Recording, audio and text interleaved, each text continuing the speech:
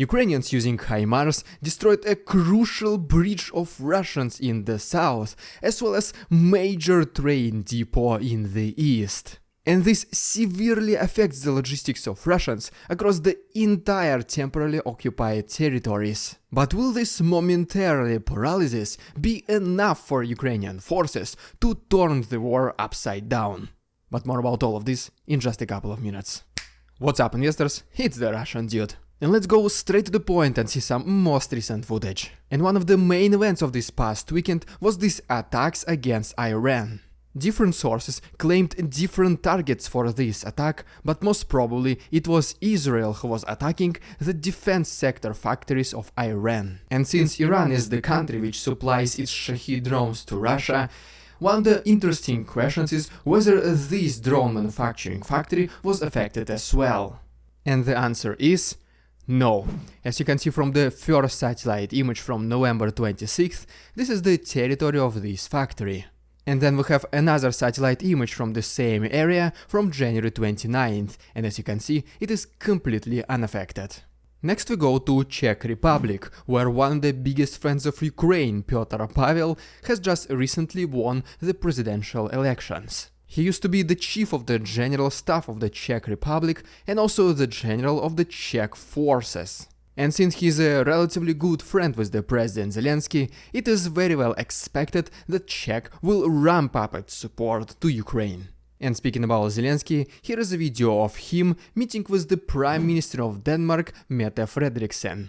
Together, they visited the injured Ukrainian soldiers in Mykolaiv hospitals and also Mykolaiv seaport raid. And most likely, they were also talking about how Denmark can increase its support to Ukraine. Next we have a picture from South Carolina, and this is the first batch of 60 Bradley armored personnel carriers, which have already left America, and now they're being transported into Ukraine. And speaking about the military vehicles support to Ukraine, according to the Prime Minister of Poland, Mateusz Morawiecki, Poland is ready with the coordination with NATO to send its F-16 planes into Ukraine. In case this happens, this will be absolutely incredible news, because until now there has not been a significant air fighting.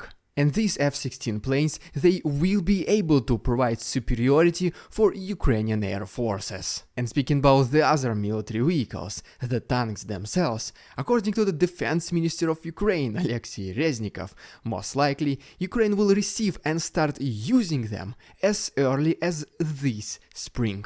With very high probability, as soon as Ukraine starts receiving all these Western military vehicles, this might potentially mean the culmination of this war. And if you don't want to miss any of these events as soon as they start happening, just please consider liking this video and subscribing to my channel. You can also follow me on Instagram and see how I live outside of YouTube. Alright, and before I talk about the situation in the East, and there is one event worth talking about, allow me to give you three quick news. And first of all, according to the rough estimations by the Western media sources, approximately 40% of Ukraine is unfortunately mined. This includes both Russian and Ukrainian mines, and it is estimated that it will take years after this conflict is already over to remove them all and make the territory safe again. The second news comes to us from the representative of the Russian government, Evgeny Fedorov. And he says that, pay attention right now here, that Russia is doing this special military operation on its own territory. And the reason for this statement, quote unquote, it is because after the USSR has fallen, Russia alone was the successor of this empire. Which basically means, according to this very strange gentleman, that Russia is doing special military operation on its own territory, liberating its own territory, and liberating its own people from its own people, allegedly. Then he also says that it will be Russia alone who will determine the status of Ukraine after this war, special military operation is over. But then, which Ukraine you're talking about if you say this is your territory? He just contradicts himself in every single sentence. But okay. And our third news is that the Russian military starts to significantly decrease the importance of Wagner private military company. And I mean, think about it yourself. Do you realize that we start hearing less and less about Wagner every single day? There have even been some reports that after Wagner succeeded in Solidar, Russian army started replacing those soldiers with their regular conventional soldiers. And all of this, without a doubt, is just the attempt of Putin to save his power from this increasing influence of Yevgeny Prigozhin. Alright, and now as promised, let me give you a quick but very important update from the east. And first of all, unfortunately, recently there has been another missile attack of Russians against Kharkov, and as a result of this, a civilian building has been severely damaged. Most likely in response to that, some very loud noises have been heard in Belgorod and even as deep as in Kursk region.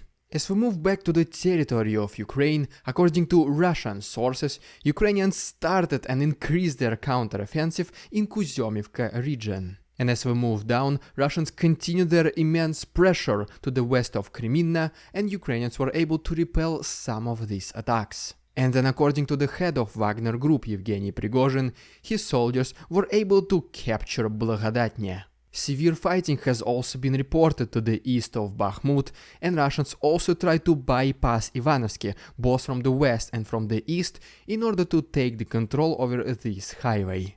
But so far, Ukrainians are able to repel most of these attacks, that is why Bakhmut still stands.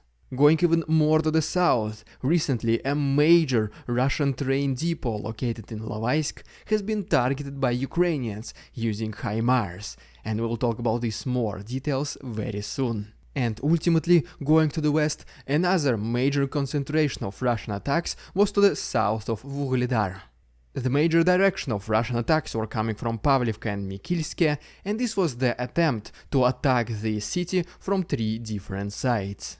It is assumed that the main idea behind these Russian attacks against Vuhledar is to disperse Ukrainian attention from Luhansk region so that Russians can attack there more successfully. But for the last couple of days, Ukrainians were able to repel all of these attacks against Vuhledar without even needing to send significant reinforcements. And right before we talk about the increasingly important situation in the south, let's briefly take a look at this map, which shows us the changes in territorial control. And first of all, as you can see right here, Russians indeed were able to partially capture Blagodatnya. As we move to Spirne, we can see that Ukrainians were able to take some of its land back. Next we go to Crimea, where as you can see, Russians were able to expand their invasion to the south of this settlement. And finally, Russians were also able to advance to the west of Chernopopivka. And by the way, recently I started receiving so many drone footage, especially from the east of Ukraine, but due to the nature of this content, unfortunately, I cannot show it on YouTube. For this reason, I uploaded some of it to my Discord, and the rest will be available on my Patreon. And if you want to see this footage, in addition to literally hundreds of photos and videos that I upload there weekly, the links will be down below.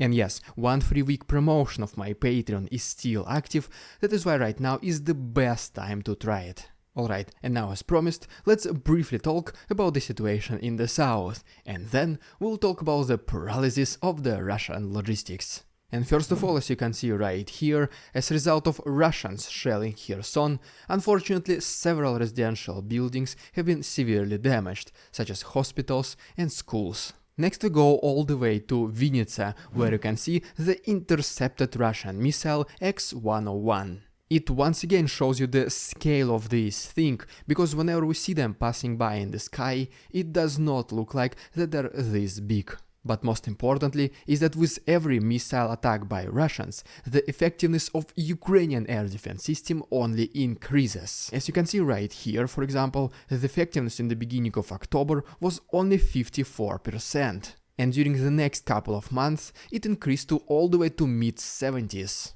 And ultimately, in the last 2 months, it became on average in the mid-80s. But okay, let's get back to the south of Ukraine, where recently Ukrainians were also able to destroy a Russian ammunition depot located in Ulyanovka.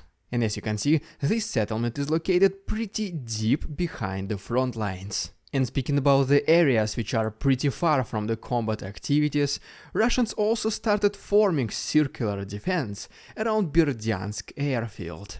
As you can see from this satellite image, the area which is highlighted in red, it is the area which is already full of defensive structures. Then the area with the blue lines is where these defense structures are being constructed right now. And the yellow one, this yellow inner circle, is the previously constructed defenses. Among the most popular defense structures that Russians use around Berdyansk airfield, for example, is the 3 rows of the dragon teeth. And then right here we can see the extensive system of the trenches, which was dug using heavy machineries. And ultimately, 9 new flying machines were detected on this airfield, with 8 of them being recognized as helicopters, and one of them is probably a drone. And the main assumption here is that Russians will try to turn this Berdyansk airfield into the next frontline helicopter base, which most likely will be used to protect Melitopol in the near future.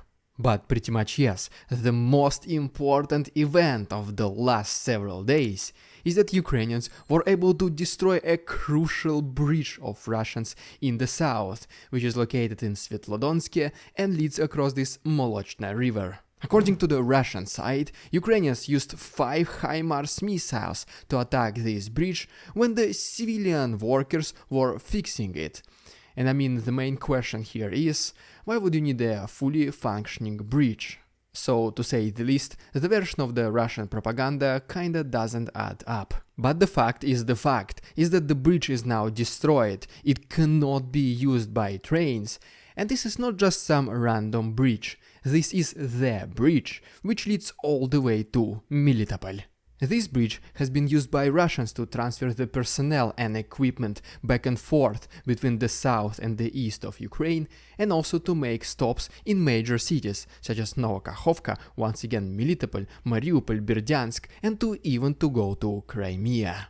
And as you can see, there are no other major railroads in this area, which basically means until this specific bridge is fully restored, the logistics of Russians in this critical area will be severely disrupted. But wait, there is more. Because Ukrainians, also thanks to HIMARS missiles, were able to destroy another crucial train depot of Russians located in Ilovaisk, deep inside Donetsk region. The significance of this particular attack is that the railroad that goes through Ilovaisk connects the territories of Russia and Ukraine, specifically Donetsk region and Rostov-on-Don. And then, as you can see from this overcomplicated picture, it splits and starts going to other major cities such as Donetsk city, Bakhmut, Lysychansk, Severodonetsk, Svatove, Kreminna, and all the way to Kharkov region. So you can only guess how Russians were using this railroad. And most certainly, this was not to distribute the humanitarian support, which only once again emphasizes the significance of this attack. And with the combination of destroying another major railroad near Melitopol, it almost completely paralyzes the logistics of Russians across almost entire temporarily occupied territory. And now just imagine what happens if Russia cannot rebuild them in time before Ukraine starts receiving all these Western weapons, tanks, armored personnel carriers, and maybe even planes. Because after all, this is not Putin's beloved Crimean bridge, which by the way, which repairs started almost immediately, but still almost 4 months later, it is not yet finished. And so yes, as you can imagine, the next month or 2 might very well become the turning point in this war once and for all. And just once again, if you don't want to miss any of this as soon as it starts happening, just please subscribe to my channel, it only takes 1 click. And if you want to support my work financially, please consider becoming my channel member, use a PayPal link, or become my Patreon, where there is still 1 free week of access. All the other useful links can be found to the right and down below. Thank you so much for your attention, товарищи, and see you tomorrow.